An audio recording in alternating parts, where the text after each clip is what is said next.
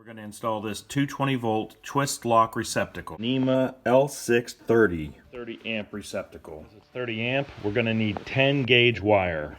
Verify that we have 240 volts. Turn off the power breaker. No power at the outlet. Move the existing outlet. With the screwdriver, double check there's no power. Move the terminals.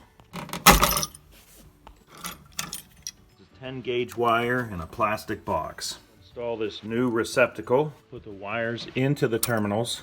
Make sure none of the copper is showing. Tighten up with a square bit. Make sure the lugs are snug. With this square bit, you'll get a lot more torque. Add in the other leg of 110 here.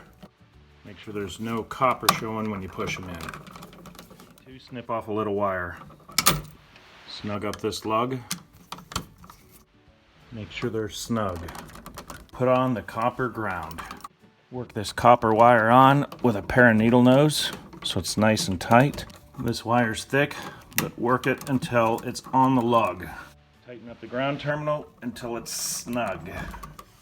Put 2 wraps of electrical tape to cover the lugs.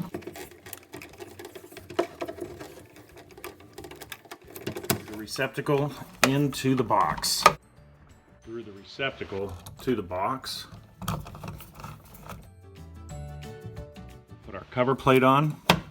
Snug everything up. Put the breaker back on. Check for voltage, and we're good. That's how you install an L6-30 outlet.